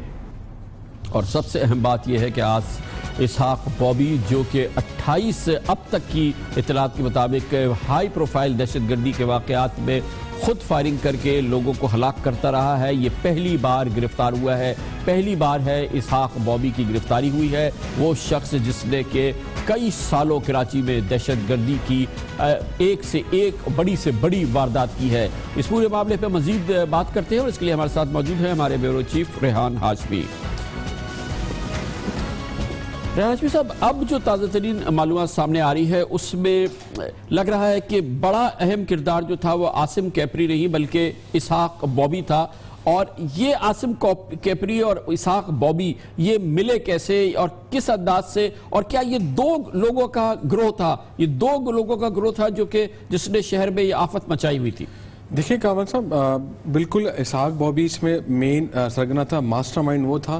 جب صابر منا پکڑا گیا تھا, جو D G I S P نے پریس کانفرنس میں بتایا تھا کہ جو بڑا دہشت گرد تھا, اس کے بعد اسحاق بابی ابھر کر سامنے آیا لشکر جنگوی کی جانب سے. کلعدم جو تنظیم ہے اس کی ملاقات نئی بخاری سے ہوئی, تو اس نے کہا کہ جی اب کراچی میں وارداتیں کرنی, ہمارا اہم جو ہے صابر منا پکڑا گیا ہے. تو اس نے کہا کہ جی میں اکیلا اتنا بڑا کام نہیں کر سکتا. اس پر نئی بخاری نے اس کو کہا, جو رپورٹس ہیں, کہ تم چھوٹا گروپ بناؤ تاکہ تمہاری گرفتاری نہ ہو. اب وہی کیا گیا. اس نے عاصم کیپری کا نام لیا, وہ ریلیز ہوا. 2 افراد تھے جو ٹارگٹ کلنگ کرتے تھے, چھلاوا بنے تھے انٹیلیجنس ایجنسیوں کے لیے, سی ٹی ڈی کے لیے, پولیس کے لیے. اور یہ اتنے شاطر تھے کہ جب یہ واقعہ فائرنگ کا واقعہ کرتے تھے تو الگ الگ اسلحہ استعمال کرتے تھے تاکہ پولیس کو چکمہ دے سکیں کہ کراچی میں کوئی 10-12 گروپ ہیں جو مل کر یہ کراچی میں دہشت گردی کی وارداتیں کر رہے ہیں. اچھا, یہ اب اسحاق بابی جو تھا یہ کبھی گرفتار نہیں ہوا تھا اس سے پہلے؟ 2012 سے یہ سی ٹی ڈی حکام کہتے ہیں یہ وارداتیں کر رہے ہیں دہشت گردی کی. اب تک گرفتار نہیں ہوا, پہلی دفعہ گرفتار ہوا ہے. اس میں جو انکشافات ہوئے, سب سے اہم انکشاف یہ بھی ہوا کہ یہ جو اسحاق بابی کا جو بہنوئی تھا ماجد, وہ کراچی ایئرپورٹ پہ جو حملہ ہوا تھا جس میں 8 چیچن تھے اور 2 پاکستانی تھے, یہ بہنوئی اس کا ماجد اس میں مارا گیا تھا, کراچی ایئرپورٹ کے حملے میں بھی تھا. تو ایسا لگتا ہے کہ پورا خاندان ہی دہشت گردی میں ملوث ہے. اور یہ بھی دلچسپ معلومات سامنے آئی ہے کہ یہ ہر کچھ مہینے بعد گھر بدل لیتا تھا, اور کہیں پر بھی جو مالک مکان ہوتا تھا وہ پولیس کو اطلاع نہیں دیتے تھے, اور بڑے مشکوک حالات میں یہ گھر ہر مہینوں کچھ مہینوں کے بعد بدل لیا کرتا تھا. نہیں کامل صاحب بالکل ایسی ہے. اگر ہم کریڈٹ دیں سی ٹی ڈی کو, ان کو خراج تحسین پیش کریں, انہوں نے ایک جیسے گرفتار ہوا اس کی ریکی شروع کی, اور راجہ عمر خطاب اس کے انچارج جو ہے وہ اس کے کر رہے تھے. اسلام اللہ عباسی نے کہا کہ جی ہم نے مکمل 4 مہینے لگائے, 4 ماہ میں یہ 7 گھر بدلے تھے, ہر گھر کا 3 ماہ کا کرایہ دیتا تھا, اور ہر 25ویں دن یہ گھر چھوڑ دیتا تھا. اور حیران کن طور پر جس گھر مالک کو, کسی کو اس نے آج تک اپنا شناختی کارڈ نہیں دیا, کچھ بھی نہیں دیا. بس لوگ پوچھتے تھے کام کیا کرتا ہے, تو کہتا تھا میں ٹیشو پیپر اور شاپنگ بیگ سپلائی کا کام کرتا ہوں. جان بوجھ کے لیاقت آباد میں رہتا تھا تاکہ وہاں کسی کی نظر نہ پڑے. اور جیسے کہ آپ نے خود بتایا کہ امجد صابری جن کو قتل کر دیا گیا, وہ اس کی نشاندہی بھی عاصم کیپری نے کی تھی, کیونکہ عاصم کیپری کہا جاتا ہے کہ امجد صابری کے 4 گلیاں چھوڑ کے رہتا تھا. اس نے کہا جی یہ بہت آج کل چیزیں پڑھ رہا ہے جو ہمیں ناپسند ہے, اس لیے اس کے خلاف کارروائی کی. اس نے اکسایا تھا اسحاق بابی کو, دونوں نے مل کے. اور یہ تمام وہ کیس ہے جس میں 2 موٹر سائیکل سوار ہوتے ہیں, جو وہ ملٹری پولیس پہ بھی حملہ ہوا, جو ملٹری کے دوسرے 2 اہلکاروں پہ حملہ ہوا, جو اورنگی میں پولیس والوں پہ حملہ ہوا, جو امجد صابری پہ حملہ ہوا. ان سب کی سی سی ٹی وی فوٹیج ہے, اور ان میں سب میں 2 موٹر سائیکل سوار ہیں جو ہیلمٹ پہنے ہوئے ہیں, اور وہ عاصم کیپری اور اسحاق بابی ہوتے تھے. دیکھیں بالکل بھی بات ثابت ہوئی ہے. جو ملٹری پولیس کے جو جوان شہید ہوئے تھے اس میں آپ نے جیسے خود بتایا کہ اسحاق بابی پیچھے بیٹھا تھا, اور آگے عاصم کیپری. عاصم صرف موٹر سائیکل چلانے کا ماہر بھی ہے, فائرنگ کا ماسٹر جو ہے وہ ہے اسحاق بابی. وہ تمام نشانے خود لگاتا تھا, وہ کسی پہ بھروسہ نہیں کرتا تھا. اگر یہ کہا جائے کہ جی صابر منا کے بعد پوری کراچی کی کمانڈ اسحاق بابی کے پاس تھی, تو تفتیش کار جو ہیں وہ کہتے ہیں اس بات پہ کہ بالکل ایسے ہی تھا. اب بڑے پولیس مطمئن ہے کہ ٹارگٹ کے لیے کم ہو جائے گی, لیکن ختم نہیں ہوگی. پولیس کا یہ بھی کہنا ہے, ہم دوسری چیزیں بھی دیکھ رہے ہیں. لیکن کامل صاحب سب سے امپورٹنٹ بات یہ ہے کہ اس میں اسحاق بابی جب یہ واقعہ کرتا تھا, اس نے جب بلدیہ کا فائرنگ کا واقعہ رینجرز کے اہلکار شہید کیے, وہ اسلحہ الگ استعمال کیا, اور آخر میں جو فوجی جوان شہید کیے تھے پارکنگ پلازا میں, یہاں اس نے ایم ٹیز چھپانے کے لیے, تاکہ کیونکہ اسلحہ میچنگ ہوتا تھا, اسلحہ میچنگ نہ ہو پائے, اس لیے اس نے ایسا کیا. لیکن پولیس نے تمام مسئلے کی میچنگ کے بعد کل اتنی بڑی بھرپور, اور اس نے یہاں پارکنگ پلازا میں جب فوجی اہلکاروں کو شہید کیا تو نیچے گلوز پہن لیے تھے تاکہ اس کی ایم ٹیز جو ہیں وہ اس گلوز میں ہی آ جائیں. وہ فائرنگ بیگ کہلاتا ہے. جب آپ دہشت گرد فائر کرتے تو سارے ایم ٹیز اس بیگ میں جمع ہوتی ہیں, وہ باقاعدہ ایک بیگ ہوتا ہے, اور وہ اس طرح اس میں 9mm رکھی جاتی ہے. آپ اگر بائک پہ جا رہا ہے کوئی دہشت گرد تو پتہ بھی نہیں چلتا اس کے ہاتھ میں بیگ ہے, 9mm ہے, کیا ہے. تمام وارداتیں یہ دونوں مل کے کرتے تھے. تمام ہیلمٹ, اسلحے کی رکھوالی کا کام بھی اسحاق بابی کے پاس تھا. وہ یو پی ایس میں چھپا کے اسلحہ رکھتا تھا تاکہ پتہ نہ چلے اسلحہ کدھر ہے, اور اسلحہ فائرنگ کے بعد وہ خود لے جاتا تھا اور عاصم کیپری کو الگ بھیج دیتا تھا. اور یہ یو پی ایس کہاں ہوتا تھا؟ یہ ایک جہاں یہ لیاقت آباد میں رہائش پذیر تھا وہاں ایک قریبی کہا جاتا ہے کہ جب لوگ نماز پڑھنے جاتے ہیں وہاں رکھا جاتا تھا تاکہ کسی کو شک بھی نہ ہو کہ یو پی ایس کے اندر یہ اسلحہ موجود ہے، اور وہ آرام سے وہ جب بھی واردات کرنی ہوتی تھی وہ اسلحہ نکالتا تھا، ہیلمٹ پہنتے تھے اور اسی طرح جیکٹ بھی تبدیل کرتے تھے۔ سی ٹی ڈی نے جو کارروائی کی ہے اس میں تمام چیزیں وہ برآمد ہوئی ہیں جو ان کے پاس سے ملی ہیں، وہ ایسی ایسی فہرستیں ملی ہیں جس میں دہشت گردوں کو چھڑانے کے بارے میں بھی لکھا ہے کہ کون جیل میں، کون سی جیل میں کون ہے کون نہیں ہے، کس کو جلدی چھڑوانا ہے۔ بہت بہت شکریہ ریحان ہاشمی ہمارے ساتھ تھے۔ بہت بڑی کامیابی، دہشت گردی کے خلاف جنگ کی بہت مؤثر کارروائی تھی جو کہ کل سندھ پولیس نے رپورٹ کی ہے۔ اس کارروائی پر اور اس 2 رکنی گروہ کی اور سرپرستی کے حوالے سے ہم بات کرتے ہیں، اور اس کے لیے ہمیں جوائن کیا ہے inspector general police Sindh police کے سربراہ جناب اے ڈی خواجہ نے۔ بہت بہت شکریہ اے ڈی خواجہ صاحب، کل یہ بہت مؤثر اور بھرپور کارروائی لگتا ہے کہ یہ ہوئی ہے، ظاہر ہے کہ اس کے اثرات بھی ہوں گے، مگر یہ بتائیے گا کہ 2 لوگ عاصم کیپری اور اسحاق بابی، یہ 2 رکنی گروہ تھا، یہ اس کے تانے بانے یا اس کے شیلٹرز یا اس کے ماسٹر مائنڈ یا یہ کسی کے ہاتھوں میں کھیل رہے تھے، اس کے بارے میں ہمیں کچھ پتہ نہیں ہے، یہ کہ یہ 2 ہی لوگ مل کے اپنے سکور سیٹل کر رہے تھے؟ دیکھیں کامران بھائی، یہ ایک باضابطہ طور پہ ایک بہت بڑا گروپ تھا جس کو نعیم بخاری ہیڈ کر رہے تھے پہلے، اور جس میں ان 2 آدمیوں کے علاوہ آپ صابر منا کے مصنع تھا، ماجد، حشام اور ایک اور سواتی لڑکا ہے جو رکشہ چلاتا تھا، اور اس کے بعد پھر اس میں یہ 2 لڑکے اسحاق اور کیپری تھے جو پرانے اس میں ممبرز تھے، جس میں نعیم بخاری ہے وہ اریسٹ ہوا، 2 ایئرپورٹ اٹیک میں مارے گئے۔ اس کے بعد ایک سواتی لڑکا جو ہے اس میں ابھی تک وہ ایبسکانڈر ہے، اور اس کی نام کی ڈیٹیلز ہمارے پاس ہیں لیکن اب آپ کے ساتھ شیئر نہیں کر سکتے۔ وہ صرف ایک واردات میں ان کے ساتھ تھا جس میں رینجرز کے اہلکار شہید ہوئے تھے، اور اس کے علاوہ یہ جتنی بھی وارداتیں کر رہے تھے صرف یہ 2 ہی آپس میں وارداتیں کر رہے تھے، اور انہوں نے بڑا ایک منظم طریقے سے یہ سارا کام کیا اس پورے عرصے میں، جس میں انہوں نے بہت ہائی پروفائل کلنگز کی۔ اس میں زیادہ پرومیننٹ شخص ہے اسحاق بابی، اس میں سب سے انٹرسٹنگ بات یہ ہے کہ یہ کبھی پولیس کے ریڈار پہ نہیں آیا، یہ کبھی اریسٹ نہیں ہوا تھا پولیس کے پاس۔ جی، یہ اس سے پہلے کبھی بھی اریسٹ نہیں ہوا، اور جس طرح آپ نے سنا، ریحان نے آپ کو تفصیل بتائی کہ ہر 2 مہینے بعد جب یہ اپنی رہائش تبدیل کرتے ہیں تو وہ نہ لوکل پولیس کے ریڈار پہ آ سکتے ہیں، نہ پڑوسیوں کو ان پہ کوئی شک ہوتا ہے، اس لیے میرا خیال ہے کہ یہ بچتا رہا، بڑا انٹیلیجنٹ اور سمارٹ اس نے کام کیا تھا۔ لیکن یہ جو اس میں چیز ایک اور سامنے آئی وہ عاصم کیپری کے حوالے سے کہ اتنا خطرناک یہ دہشت گرد تھا، یا آپ کے پاس گرفتار ہوا 2013 میں اور 2015 میں یہ اس کی بیل ہو گئی، اور بیل بھی باقاعدہ پلان کے تحت ہوئی ہے، اور اس گروپ کو بنانے کے لیے اسحاق بابی سے عاصم کیپری کو جوڑنے کے لیے یہ باقاعدہ بیل کرائی گئی۔ پولیس کا سسٹم اور جو ہمارا لا اینڈ آرڈر کا نظام ہے، یہ اس حوالے سے اس نے کیا آپ کو لیسن دیا، اور اس کے آفٹر ایفیکٹ میں آپ کر کیا رہے ہیں آپ لوگ؟ کیونکہ پتہ نہیں اور کتنے لوگ اس طرح سے رہا ہو جاتے ہیں اور یہ چیزیں سامنے آتی رہتی ہیں۔ دیکھیں کمران بھائی، جب یہ 2013 میں اریسٹ ہوا ہے تو اس وقت اس کا پروفائل اتنا ہائی نہیں تھا عاصم کیپری کا، اور یہ کراچی سے سکھر جیل ٹرانسفر ہوا، اور وہیں سے یہ ان کی جو ضمانتیں ہیں، بدقسمتی یہ ہے کہ وہ بھی یہ کلدن تنظیمیں انہوں نے باقاعدے سے وکیل ہائر کیے ہوئے ہیں، اپنے پینل پہ لیے ہوئے ہیں، اور وہی وکیل ان کی ضمانتیں کراتے ہیں مختلف عدالتوں سے۔ تو یہ کنسرن کی بات ضرور ہے، لیکن چونکہ میرا خیال ہے کہ اس دفعہ بہت ایک منظم اور صحیح طریقے سے کارروائی ہوئی ہے، تمام ایویڈنسز کے ساتھ ان کو پکڑا گیا ہے، تو انشاءاللہ تعالیٰ ان کے خلاف بہت مضبوط کیس بنیں گے۔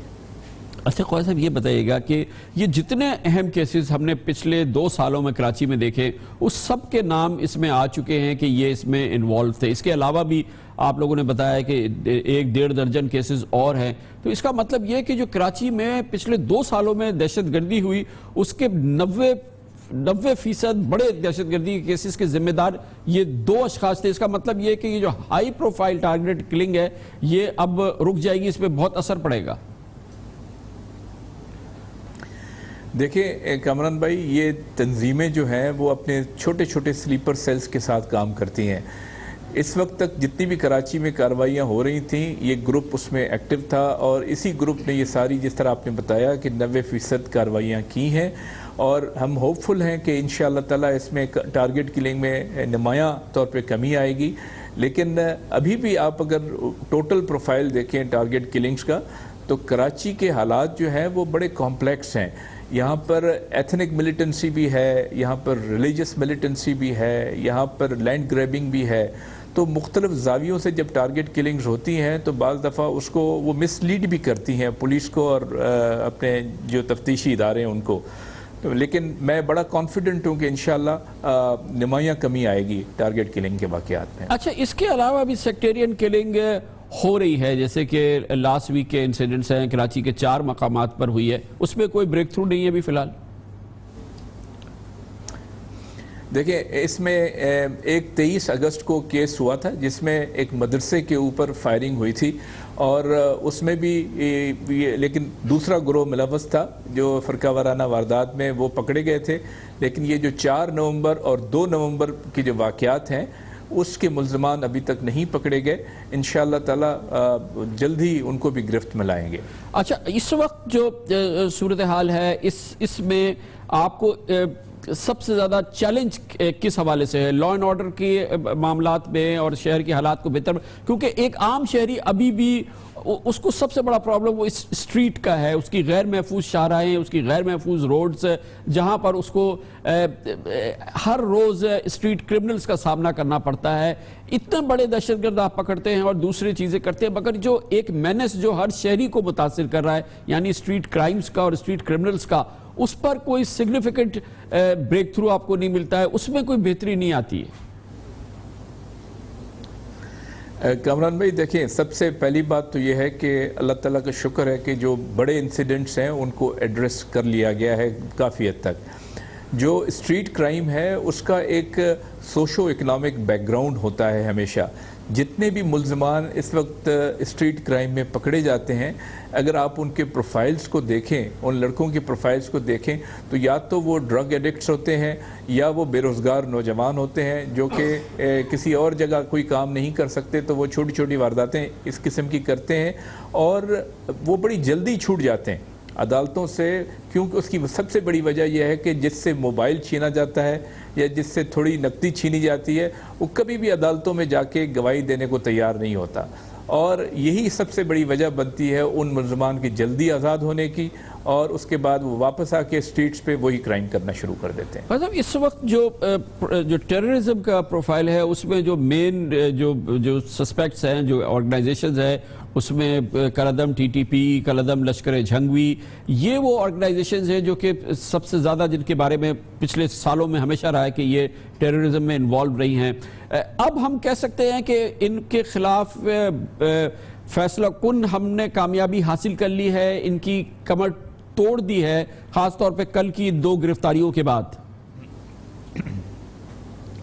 نہیں کامران بھائی، دیکھیں، آپ کو اس کو پورے ملک کے ایک کینوس میں دیکھنا چاہیے کہ جب تک کہ ہم اس ملک میں ضرب عضب کا ہمارا جو چل رہی ہے جنگ ان دہشت گردوں کے خلاف، وہ کامیابی سے جاری ہے. جب تک کہ اکراس دی بارڈر جو ٹیررزم آ رہا ہے اس کو ہم نہیں روک پاتے، جب تک کہ ہم پورے ملک میں ان کے جتنے بھی ایسے منظم طریقے سے ادارے ہیں ان کو ختم نہیں کرتے. کیونکہ کراچی میں آنے کے لیے، بلوچستان سے آنے کے لیے، کوئٹہ سے آنے کے لیے، چمن سے آنے کے لیے کسی کو کوئی ویزے کی ضرورت نہیں ہے. لہٰذا یہ کہنا کہ جی یہ بالکل ختم ہو جائے گی، یہ پاسبل نہیں ہے. اس کے لیے ہمیں ہمیشہ ذہنی طور پہ تیار ہونا چاہیے، مینٹلی تیار ہونا چاہیے، اور ہمیں اپنی کیپیسٹی کو تیار کرنا چاہیے تاکہ یہ دہشت گرد جب بھی وار کریں تو ہم ان کو بھرپور جواب دے سکیں. بہت بہت شکریہ جناب اے ڈی خواجہ ہمارے ساتھ ہیں. Inspector general police Sindh. بھرپور اور مؤثر کامیابی حاصل کی ہے سندھ پولیس نے کل دہشت گردوں کے خلاف جنگ میں. ہم نے آپ کو بتایا کہ یہ 2 اسحاق بابی اور عاصم کیپری صرف نام ہی نہیں تھے، بلکہ یہ 2 رکنی گروہ ان تمام وارداتوں میں ہائی پروفائل وارداتیں جو پچھلے 2 سال میں کراچی میں ہوئی ہیں اس میں سے 90 سے 95% کے اندر یہ براہ راست انوالو تھے اور اب یہ پکڑے گئے ہیں۔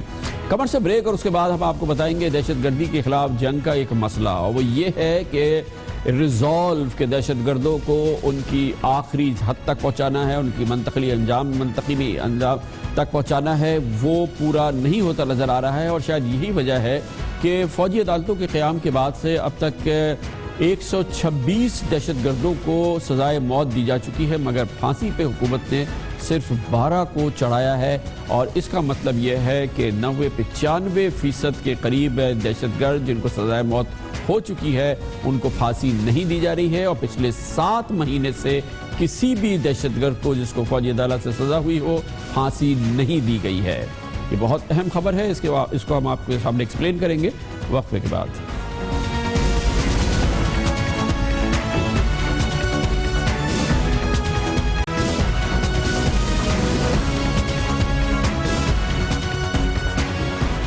دہشت گردی کے خلاف جنگ کی وہ تیزی نظر نہیں آتی جو 2 سال پہلے نظر آتی تھی۔ نیشنل ایکشن پلان پر اس کے کلیدی نکات پر عمل ہوتا نظر نہیں آ رہا ہے، اور لگتا یہ ہے کہ حکومت کی ول، اس کی طاقت، اس کے عزم میں کمی آئی ہے، اس میں وہ جوش و جذبہ باقی نہیں رہا ہے جو کہ 2 سال پہلے جب دہشت گردی کے خلاف جنگ شروع کی گئی تھی، آپریشن ضرب عزم آگے بڑھا تھا، وہ جو نظر آتا تھا وہ اب نہیں ہے۔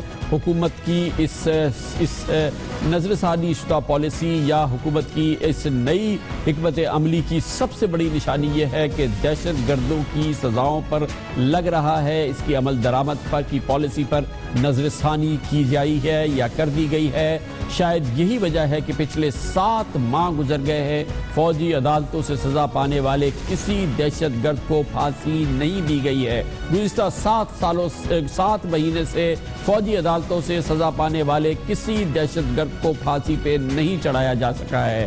فوجی عدالتوں سے سزائے موت پانے والے 126 دہشت گردوں میں سے حکومت نے اب تک صرف 12 مجرموں کو پھانسی کی سزا دی ہے اور ان کی سزاؤں پر عمل درآمد کیا ہے۔ 126 کو فوجی عدالتوں سے سخت ترین، کڑے ترین جو دہشت گرد ہیں، بدترین دہشت گرد، ان کو گرفتار کیا گیا، ان پہ مقدمے چلے، فوجی عدالت نے ان کو سزائے موت دی۔ 126 ایسے دہشت گرد ہیں جن کو سزائے موت ہو چکی ہے، لیکن حکومت نے اب تک صرف 12 دہشت گردوں کو پھانسی پہ چڑھایا ہے۔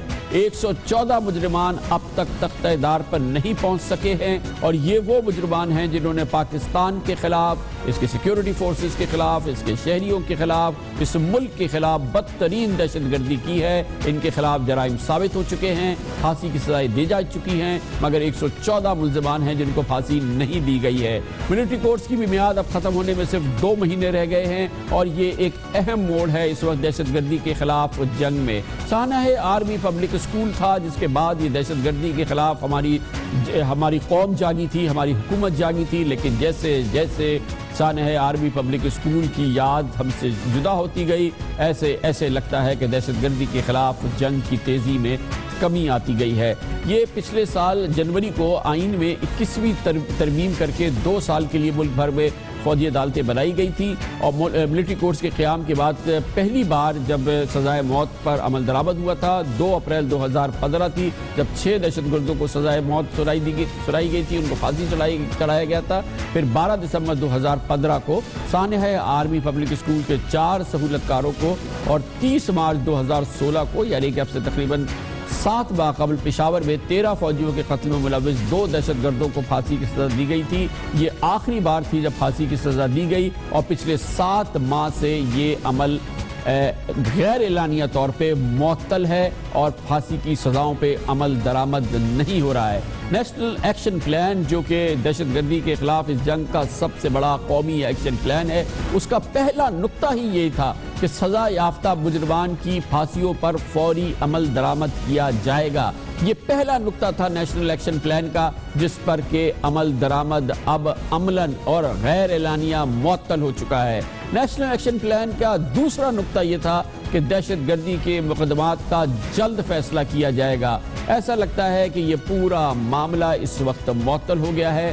ہوا میں معلق ہو گیا ہے، اور یہی وجہ ہے کہ یہ دہشت گردی کے خلاف جنگ بہت بڑا خطرہ بھی ہو گیا ہے، اور شاید اس کو ٹریک سے اتار دے گا یہ پورا عمل جو کہ اس وقت نظر آ رہا ہے۔ پچھلے سال 28 جنوری سے 5 اگست تک سپریم کورٹ میں درخواستوں کی وجہ سے فوجی عدالتوں کی جو کارروائی تھی وہ نہیں ہو سکی تھی، جبکہ اس سال 4 مہینے تک فوجی عدالتوں سے سزا یافتہ 16 مجرموں کی سزائے موت کے خلاف نظر ثانی کی اپیلیں سپریم کورٹ میں زیر سماعت تھی۔ ٹھیک ہے، سپریم کورٹ میں کیونکہ یہ معاملہ گیا تھا وہاں زیر سماعت تھی، لیکن سپریم کورٹ نے 2 ماہ سے زائد کا عرصہ ہو گیا ہے، 29 اگست کو ان تمام درخواستوں کو مسترد کر دیا ہے، فوجی عدالتوں کی سزاؤں کو، ان سزائے موت کو درست قرار دے دیا ہے، مگر اس کے باوجود بھی عمل شروع نہیں ہو سکا ہے۔ 7 مہینے ہو گئے ہیں دہشت گردوں کو سزائے موت نہیں دی جا رہی۔ حالانکہ اپنا فیصلہ سناتے ہوئے چیف جسٹس آف پاکستان جناب جسٹس انور ظہیر جمالی نے کہا تھا کہ فوجی عدالتوں نے فیئر ٹرائل کے تمام تقاضے پورے کیے، مجرموں کو دفاع کا پورا موقع دیا۔ ملٹری کورٹس کے کسی جج کی کسی ملزم کے ساتھ ذاتی دشمنی یا جانبداری کے شواہد سامنے نہیں آئے۔ یہ نہیں کہا جا سکتا کہ فوجی عدالتیں کے سزائے موت کے فیصلے ناکافی یا کمزور شواہد پر مبنی تھے۔ یہ بہت اہم آبزرویشن تھی جو سپریم کورٹ آف پاکستان کی جانب سے چیف جسٹس آف پاکستان کے حوالے سے سامنے آئی تھی، جس میں انہوں نے یہ بھی کہا تھا کہ مجرمان کی مقدمات ایسی نوعیت کے تھے جن کا ٹرائل صرف فوجی عدالتوں میں ہی ہو سکتا تھا۔ یہ سب آبزرویشن سامنے آئی۔ سپریم کورٹ نے دہشت گردوں کی فوجی عدالتوں سے جو سزائے موت ہوئی تھی اس کو چیلنج کیا تھا سپریم کورٹ نے، جس کو مسترد کیا گیا، لیکن پاکستان میں اس وقت عملاً دہشت گردوں کو سزائے موت دینے کا، ان کو پھانسی پہ چڑھانے کا عملاً معطل ہے، غیر اعلانیہ ہے، غیر سرکاری طور پہ یہ عمل ہوا ہے، مگر بہت ہی اہم اور سنگین معاملہ ہے۔ ملٹری کورٹس کے قیام کے اگلے روز ہی جب یہ اس وقت گرما گرمی تھی، جوش تھا، جذبہ تھا، وزیر داخلہ جناب چودھری نثار علی خان نے دعویٰ کیا تھا کہ پھانسیوں کی سزاؤں پر اب عمل درآمد کیا جائے گا۔ پھانسیوں پر تیزی سے عمل ہوگا، ہم وہ کچھ کریں گے جو پاکستان کے مفاد میں ہوگا اور جو ہمارے قانون اور آئین میں درج ہے، اور انشاءاللہ تعالی اس عمل کو تیزی سے آگے بڑھایا جائے گا، کیونکہ پچھلے 8 سال سے یہ کام رکا ہوا تھا۔ یہ اسٹیٹ کی ذمہ داری ہے اور ہماری ذمہ داری ہے کہ کوئی گناہگار بچ نہ سکے جس نے دہشت گردی کا ارتکاب کیا ہے۔ پاکستان میں پروسیکیوشن یعنی تفتیش کی کمزوریاں اور نظام انصاف کی پیچیدگیاں اور پھر دہشت گردوں کے خلاف یہ جنگ ظاہر ہے کہ بڑا مسئلہ بن گیا ہے، اور یہی وجہ ہے کہ انتہائی خطرناک ملزمان بھی رہا ہو جاتے ہیں، اور وہ ان کے خلاف کیس ثابت نہیں ہو پاتے۔ اس کی بہت بڑی مثال کل کراچی میں سامنے آئی تھی جب انتہائی مطلوب دہشت گرد عاصم عرف کیپری کی شکل میں گرفتاری ہوئی، اور یہ بات سامنے آئی کہ یہ شخص تو دراصل دہشت گردی کے بدترین کیسز میں 2013 میں گرفتار بھی ہوا تھا۔ اس کے پاس سے خودکش جیکٹس بھی ملے تھے، بہت بڑی تعداد میں ہتھیار بھی ملے تھے، دہشت گردی کی بڑی وارداتوں کا اس نے اعتراف بھی کیا تھا، اور محض 2 سال کے اندر وہ ضمانت پر رہا ہو گیا تھا، اور یہی بات جو تھی وہ سامنے آئی تھی کل، اور اس وجہ سے یہ پورا معاملہ وہ ملزمان جن کو پکڑ لیا جائے، جن کے کیسز چل جائے، جن کو سزائے موت بھی ہو جائے اور پھر ان کو پھانسی نہ دی جائے، اس کا مطلب یہ ہے کہ اس وقت حکومت اس معاملے میں کم از کم 2 رائے سے ہے، یا اس نے اپنی پالیسی کو نظر ثانی کی ہے۔ بہرحال حقیقت یہ ہے کہ پچھلے 7 مہینے سے 112 ملزمان کو پھانسی ہو رہی ہے، مگر پچھلے 7 مہینے سے پھانسی کی سزا پر کسی دہشت گرد کو پھانسی پہ نہیں لٹکایا گیا ہے، اور پھانسی کی سزا پر عمل درآمد نہیں کیا گیا ہے۔ ملٹری کورٹ سے جن مجرموں کو اب تک سزائے موت سنائی گئی ان میں army chief general Raheel Sharif نے ان کی سزاؤں کی توثیق بھی کی ہے، مگر ان کو پھانسی نہیں دی گئی ہے۔ ان میں سانحہ آرمی پبلک اسکول کے 4 سہولتکار شامل ہیں، اس میں 132 بچے ہمارے شہید ہوئے تھے۔ سانحہ صفورہ کے مجرمان شامل ہیں جس میں 18 خواتین سمیت 45 افراد جاں بحق ہوئے تھے۔ یہ 8 مجرمان ہیں، ان کو سزائے موت ہو چکی ہے فوجی عدالتوں سے۔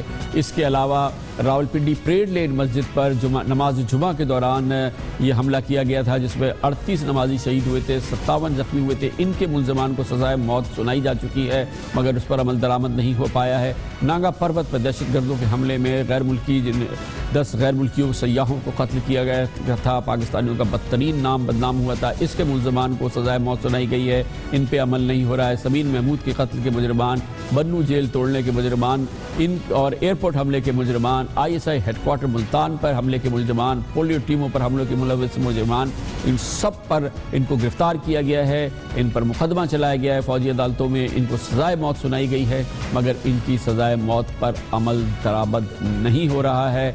और एक बार फिर हम आपको बता दें 112 मुल्ज़मान ऐसे मौजूद हैं जिनको कि फांसी की सज़ा सुनाई जा चुकी है, मगर पिछले 7 महीने से पाकिस्तान में किसी बड़े दहशतगर्द को फांसी नहीं दी गई है। लेते हैं कमर्शियल ब्रेक और उसके बाद हम जिक्र करेंगे पाकिस्तान में जमहूरियत का अहवाल। क्या आपके इल्म है कि 50% हमारे मेंबरान कौमी असम्बली ऐसे हैं जो पिछले 3.5 साल से ज़ायद के अरसे में मेंबर तो है कौमी असम्बली के, मगर उन्होंने कौमी असम्बली में एक बार भी ज़बान नहीं खोली है, एक सवाल भी नहीं किया है। आइए इसका अहवाल आपको सुनाते हैं छोटे से वक्त के बाद।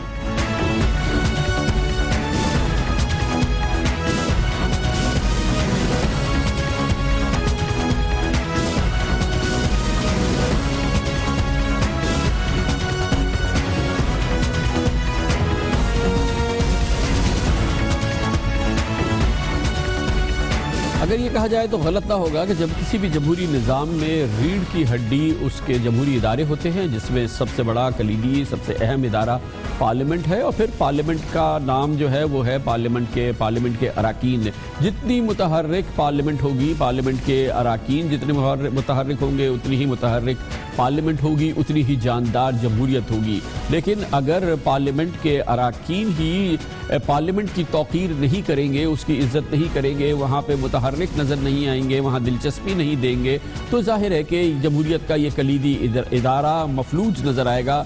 पाकिस्तान में अफसोस की बात यह है कि कमो बेश यही सूरत हाल है। पाकिस्तान के मुंतखब नुमाइंदे और अराकीन पार्लियामेंट खुद अपने रवैये से पार्लियामेंट की तो बेतौक़ीरी करते नज़र आ रहे हैं, और इस वक्त पार्लियामेंट की सबसे बड़ी जमात, हुक्मरान जमात पाकिस्तान मुस्लिम लीग नून है, मगर इसके बेशतर अराकीन कौमी असम्बली में आने की ज़हमत ही गवारा नहीं करते। दूर की बात है मुतहर्रिक होना, वो आते ही नहीं हैं, बेशतर अराकीन की बात है। और एक और बहुत अहम चीज़ सामने आई है, वो अराकीन पार्लियामेंट की कारकर्दगी के हवाले से सामने आई है, जिसमें इन पर नज़र रखने वाली गैर सरकारी तंजीम फाफिन ने अपनी एक ताज़ा तरीन रिसर्च रिपोर्ट में कहा है कि पार्लियामेंट के 50% अराकीन ने वक्फा सवालात के दौरान एक बार भी बोलने की जहमत गवारा नहीं की। आधी पार्लियामेंट सुम्मुन बुकमुन पार्लियामेंट है, जो कि बोलती ही नहीं है, अगर जाते भी हैं तो खामोश जाते हैं, खामोश वापस चले आते हैं। और वक्फा सवालात पार्लियामेंट की जो कार्रवाई होती है उसकी जान होती है। वक्फा सवालात असम्बली इजलास के इस दौरानियों को कहते हैं जिसमें अराकीन असम्बली हुकूमती कारकर्दगी या मुख्तलिफ वजारतों के हवाले से बासपुस करते हैं, और कवायद की रूह से मुतल्लिका वजीर इनके सवालात का जवाब देने का पाबंद है। और यही जमहूरियत की रूह है, सवाल और जवाब। और फिर पार्लियामेंट के अराकीन इस हवाले से रिसर्च करते हैं, मेहनत करते हैं, अपने वोटर्स से फीडबैक लेते हैं, और फिर आके हुकूमत से इनके सवालात पूछते हैं। मगर 50% अराकीन ऐसे हैं जो कि एक लफ्ज़ नहीं बोलते। पाफन की इसी रिपोर्ट में कहा गया है कि 4 पार्लिमानी वर्षों में, अब तक 4 तकरीबन वर्ष हो गए हैं, 159 अराकीन असम्बली ने कोई सवाल पूछा ही नहीं। जी हाँ, 159 कौमी असम्बली के अराकीन ऐसे हैं, तकरीबन 50% के करीब, जिन्होंने एक सवाल भी ना पूछा। और सवालात ना पूछने वाले अराकीन में से 110 का ताल्लुक मुस्लिम लीग नून से है। गोया के मुस्लिम लीग नून की 2/3 अराकीन ऐसे हैं जो बोले ही नहीं हैं, पार्लियामेंट में एक लफ्ज़ नहीं बोले। पाकिस्तान पीपल्स पार्टी के 7 MNAs ने वक्फा सवालात में कोई सवाल नहीं उठाया। तहरीक इंसाफ और MKM के बाद अराकीन भी ऐवान में खामोश रहे, लेकिन उनकी तादाद कम है। सूबों के लिहाज से बात की जाए तो चुप का रोज़ा रखने वालों में पंजाब के 100, सिंध के 30, KPK के 15 और बलूचिस्तान के 10 अराकीन शामिल है। जून 2013 से पिछले माह के अख्ताम तक कौमी असम्बली के इजलास में अब अटेंडेंस की बात कर ली जाए तो आपको पता चल जाएगा कि जो इस वक्त जमहूरी लीडर हैं वो खुद इस पार्लियामेंट की या इस असम्बली में حاضری کو کتنی اہمیت دیتے ہیں جس کے لیے وہ منتخب ہوئے ہیں. اس حوالے سے یہ بات بہت اہم ہے کہ خود وزیر اعظم نواز شریف کی حاضری کا تناسب پارلیمنٹ میں 17% ہے اس وقت تک. جناب خورشید شاہ قائد حزب اختلاف ہے 76% ہے اور ان کی بہت ہی بااثر نمائندگی رہی ہے پارلیمنٹ میں. جناب عمران خان تحریک انصاف کی حاضری پارلیمنٹ میں سب سے کم یعنی محض 6% رہ گئی ہے اور یہ ہیں ہمارے جمہوری قائدین. یہ پارلیمنٹ اس ملک کا ایک سب سے بڑا ادارہ ہے کیونکہ یہ پاکستان کے 16 کروڑ عوام کی اور 17 کروڑ عوام کی خواہشات، ان کی جو سوچ ہے ان کی یہ نمائندگی کرتی ہے. اب یہ پارلیمنٹ ہے، یہ خود مختار ادارہ بنے گی. یہ پارلیمنٹ انشاءاللہ ہم بنائیں گے. یہ پارلیمنٹ کے ممبران یہاں بیٹھے ہیں، یہ حلف لے کے آئے ہیں. انشاءاللہ میں خود پارلیمنٹ میں آؤں گا اور ہم اپنی پوری تیاری کر کے آگے گورنمنٹ کو ایک دوسرا راستہ بتائیں گے. اسمبلی تب افیکٹو ہوگی جب کہ اسمبلی کے اندر جب ہم سوالات کریں، ہم جب چیزیں پوچھیں، ہمیں اس کے جواب دیں. کیوں یہ قائدین اپنے وعدے کو پورا نہیں کر سکے؟ کیوں ان کے اراکین پارلیمنٹ اب چپ کا روزہ رکھ کے بیٹھے ہوئے ہیں؟ کیوں یہ پارلیمنٹ غیر متحرک نظر آتی ہے؟ یہ بات کرتے ہیں اور اس کے لیے ہمارے ساتھ موجود ہیں فافن کے اسپوکس پرسن جناب شہزاد انور. جی شہزاد انور صاحب، کیا وجہ ہے یہ ہمارے اراکین پارلیمنٹ، ہمارے قائدین پارلیمنٹ میں متحرک نظر نہیں آتے، آدھے سے زیادہ خاموش رہتے ہیں، آج تک انہوں نے کچھ بولا ہی نہیں، اور اس میں سے جو کلیدی لوگ ہیں وہ پارلیمنٹ میں آتے ہی نہیں؟ 10%، 5%، 6% ان کی حاضری رہی ہے. کیا وجہ ہے یہ؟ اصل میں مسئلہ ہی یہ ہے کہ بہت سارے فیصلے جب ہماری پولیٹیکل پارٹیز اس بات کو اتنی اس ایوان کو اور اس فورم کو اتنی اہمیت نہیں دیتی جس کی اہمیت، جب ہم باتیں تو کرتے ہیں سپرمیسی آف پارلیمنٹ کی، مگر فیصلے ہم ہاؤس سے باہر کرتے ہیں. چھوٹے سے چھوٹا فیصلہ ہو، کوئی بھی فیصلہ ہو، وہ ہاؤس سے باہر ہوتا ہے، اس میں پارلیمان کو اتنی اہمیت نہیں دی جاتی. یہی وجہ ہے کہ جو ممبر ہیں ان کے لیے بھی اس کی اہمیت اسی طرح کی ہے جس طرح کی پولیٹیکل پارٹیز کے لیے. تو یہ صرف کویسچنز کی بات نہیں ہے، سارے ایجنڈا آئٹمز اسی طرح ہیں، اور ممبرز کا جو رجحان ہے پارلیمنٹ کی طرف وہ بالکل اپنی پولیٹیکل پارٹیز کی طرح کا ہے کہ اگر وہ سارے کے سارے فیصلے ہاؤس سے باہر کر رہے ہیں، اے پی سیز میں کر رہے ہیں، یا کوئی چارٹرز میں بنا کے کر رہے ہیں، تو وہ بھی اپنی پارلیمان کو اسی لیے اتنی اہمیت نہیں دیتے. یہی وجہ ہے کہ ہماری جو پارٹیسپیشن ہے، جو ریپرزنٹیشن ہے، جو عوامی نمائندگی کے لیے وہاں پہ آئے ہوئے اراکین ہیں، وہ اس طرح ریپرزنٹ نہیں کر پاتے. وہ اپنے جو پارلیمنٹری فنکشنز ہیں ان کو اچھی طرح نہیں نبھا پاتے. بہت بہت شکریہ جناب شہزاد انور ہمارے ساتھ تھے. آدھے کے قریب اراکین پارلیمنٹ ایسے ہیں قومی اسمبلی کے اراکین جو کہ اسمبلی میں بولے ہی نہیں ہیں، انہوں نے کبھی آج تک کوئی سوال نہیں پوچھا، اور بڑی تعداد میں اراکین پارلیمنٹ ایسے ہیں جو اسمبلی میں جاتے ہی نہیں. لیکن ظاہر ہے کہ اس میں وہ لوگ بھی ہیں، وہ اراکین پارلیمنٹ بھی ہیں جو بہت متحرک ہیں، جو بہت ہی بااثر کردار کرتے ہیں، اور وہ پارلیمنٹ میں اپنے ووٹرز کا حق ادا کرتے ہیں ثوالات پوچھ کے اور متحرک رہ کے. ان میں شامل ہیں پاکستان مسلم لیگ نون کے ممبر قومی اسمبلی جناب شیخ روہیل اصغر جو کہ ہمارے ساتھ اس وقت موجود ہیں لاہور سے. بہت بہت شکریہ شیخ صاحب. فرمائیے گا، آپ سوالات بھی پوچھتے ہیں، ایکٹیولی پارٹیسپیٹ بھی کرتے ہیں، آپ دیکھتے بھی ہیں، آپ اپنے ان ساتھیوں کے بارے میں کیا کہتے ہیں جو پارلیمنٹ میں ہیں اور آدھے کے قریب ہیں پارلیمنٹ کے اراکین جو بولتے ہی نہیں، جو سوال ہی نہیں پوچھتے؟ کیا پرابلم ہے ان بیچاروں کے ساتھ، یا کیوں ہے یہ مسئلہ؟ بسم اللہ الرحمن الرحیم. خان صاحب، سب سے پہلے میں آپ کا بڑا احسان مند ہوں، آپ نے مجھے یاد کر لیا. نہیں، اس میں چونکہ ایک میں عرض کر دوں شروع میں بات کرنے سے پہلے کہ آپ کا بنیادی جو سوال ہے وہ ہے کہ پارلیمنٹیرینز وقفہ سوالات میں سوال کیوں نہیں پیش کرتے. اب کچھ عرصے سے اسپیکر صاحب نے ایک طریقہ اڈاپٹ کیا جس میں وہ اراکین کے سوالات کی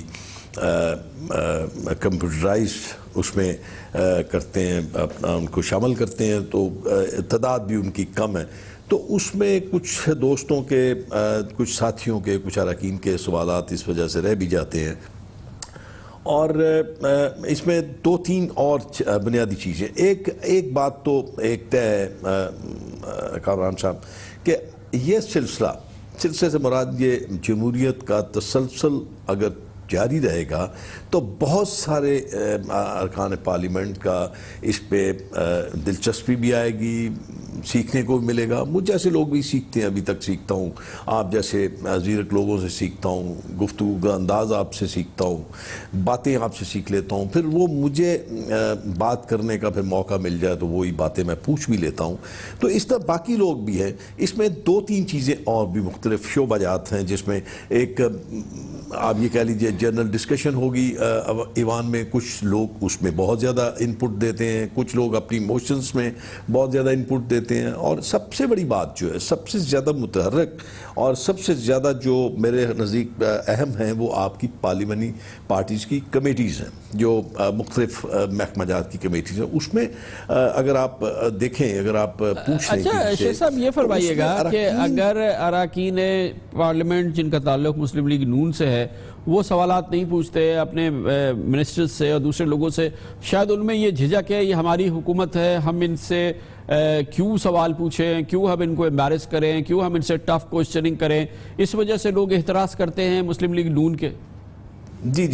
جی کامران خان صاحب، یہ بالکل میں آپ سے بالکل اختلاف نہیں کرتا اس بات سے. یہ ہے ایک چیز، اس لیے میں نے آپ سے عرض کیا تھا کہ اس جمہوریت کا تسلسل جب چلتا رہے گا، ایک کنفیوژن ختم ہوگی تو میرے خیال میں بہت ساری چیزیں سیکھنے کو ملیں گی، بہت ساری باتیں. اچھا حالانکہ یہ بات نہیں ہے، اگر میں کوئی سوال پوچھتا ہوں یا میری ذہن میں کوئی چیز ہے اور جس سے حکومت کو فائدہ پہنچتا ہے تو یہ میرے خیال میں بہتری کے لیے ہے.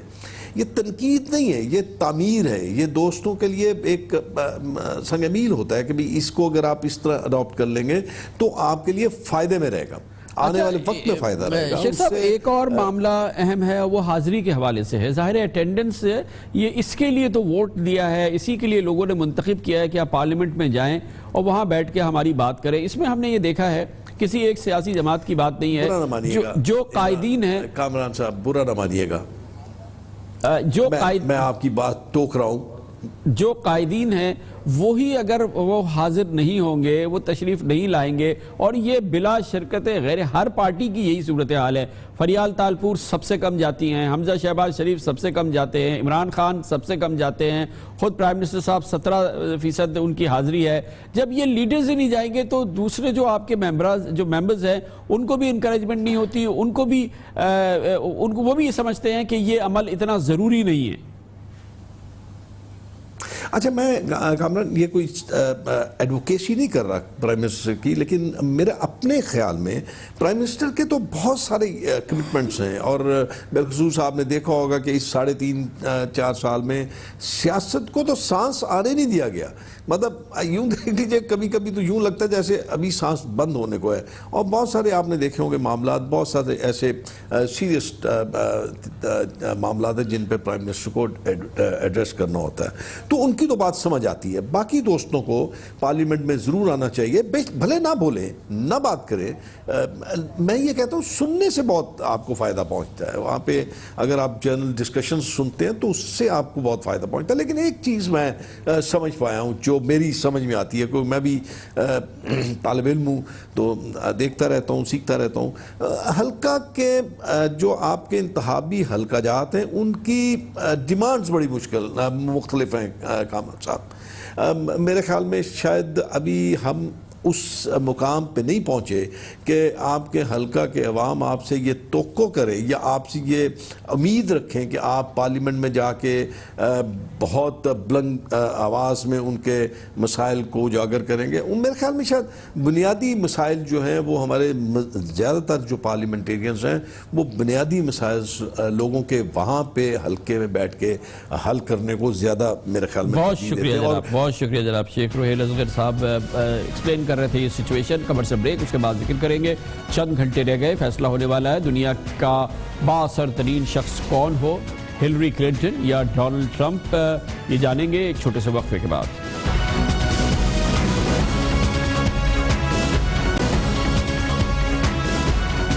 کم از کم 10 گھنٹے لگیں گے کہ ہمیں اندازہ ہونا شروع ہو کہ امریکہ کا صدر کون شخص ہوگا، دنیا کا طاقتور ترین شخصیت کون ہوگی. اور امریکہ میں اس طرح کے الیکشن بہت کم دیکھنے ہمیں آئے ہیں.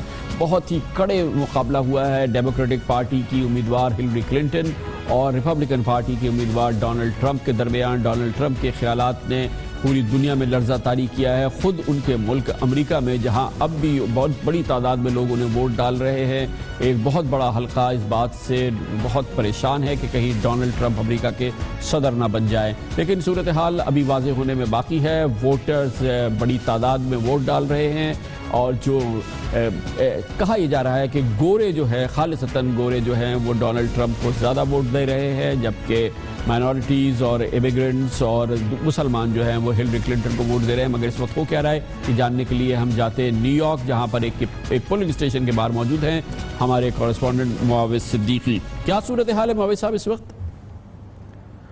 جی کامران صاحب، پولنگ شروع ہوئے 6 گھنٹے سے زائد گزر چکے ہیں نیو یارک میں، اور بڑی تعداد میں لوگ یہاں ووٹ ڈال رہے ہیں۔ جب ہم یہاں پولنگ اسٹیشن پہ صبح 5:30 بجے آئے تو اس وقت لائن لگی ہوئی تھی اور 6 بجے پہلا ووٹ پڑا تھا، تو اس سے اندازہ لگا لیں کہ لوگ 5:30 بجے سے لائن میں لگے ہوئے تھے۔ آج کیونکہ ویسے چھٹی نہیں ہوتی ہے، صرف گورنمنٹ کی چھٹی ہوتی ہے، اس کی وجہ سے بھی لوگ ارلی آتے ہیں، لیکن لوگوں کا یہ کہنا تھا کہ ہم نہیں چاہتے کہ شام تک زیادہ رش ہو جائے گا، زیادہ جو ہے وہ ووٹ ڈالنے میں دقت ہوگی، اس لیے ہم ارلی ووٹ ڈال رہے ہیں۔ تو بڑی تعداد میں لوگوں نے یہاں آئے ہیں، ووٹ ڈالا ہے، اور لوگوں کا موڈ یہ نظر آتا ہے اس وقت کہ دونوں جانب سے ایک ایسا تناؤ ہے، اس لیے لوگ زیادہ سے زیادہ نکل رہے ہیں۔ جو ہلری کلنٹن کے حامی ہیں وہ بھی نکل رہے ہیں، اور ہماری اطلاعات کے مطابق، میڈیا کے مطابق، جو سفید فام اکثریت کی ریاستیں ہیں اس میں بھی لوگ بڑی تعداد میں ووٹ ڈالنے نکل رہے ہیں، اور یہ بڑے موڈ تو یہی نظر آتا ہے، اور جو سروے یہی کہتے ہیں کہ ہلری کلنٹن شاید لیڈ لے جائیں، لیکن کچھ کہا نہیں جا سکتا۔ ہے امریکہ میں 3-4 ٹائم زونز ہیں، یہ کب ہمیں اندازہ ہونا شروع ہوگا؟ کیا ہمیں ایگزٹ پولز یا دوسرے حوالوں سے، کاؤنٹنگ کے حوالے سے، کہ کیا ہو رہا ہے، کون جیت رہا ہے، یعنی کہ ٹھوس نتیجے کب آنے لگیں گے؟ جی کامران صاحب، ٹائم زون کی وجہ سے یہاں نتائج آنے میں ذرا دیر ہوتی ہے، یعنی نیو یارک میں صبح 6 بجے پولنگ شروع ہوئی اور رات 9 بجے ختم ہوگی، کیلیفورنیا میں بھی صبح 6 بجے اور شروع ہوئی اور 9 بجے ختم ہوگی، لیکن یہ 3 گھنٹے کا ڈفرینس ہے۔ تو نیو یارک میں جس وقت رات کے 12 بج رہے ہوں گے تو اس وقت اس کے بعد پولنگ بند ہوگی اور نتائج 1 بجے سے آنا شروع ہوں گے۔ اس کے علاوہ میڈیا وغیرہ جو ایگزٹ پولز وغیرہ دیتے ہیں، لیکن اب وہ فائنلی نہیں دیتے۔ پہلے ایل گور میں جب اعلان کرنے کے بعد، ایل گور کے زمانے میں جب اعلان کر دیا تھا کہ ایل گور کو ڈکلیئر کر دیا تھا میڈیا نے پریزیڈنٹ، اس کے بعد صورتحال بدلی تو میڈیا احتیاط کرتے ہیں اس حوالے سے، لیکن یہ ضرور ہے کہ تھوڑا ٹائم لگے گا، لیکن اس وقت تک صورتحال سامنے نظر آنا۔ بہت شکریہ معاوض صدیقی ہمارے ساتھ تھے۔ اس کے ساتھ ہی ہمارے آج کے پروگرام کا اختتام ہوتا ہے۔ کل آپ سے پھر ملاقات ہوگی، کل تک کے لیے کامران خان کو اجازت، اللہ حافظ و ناصر۔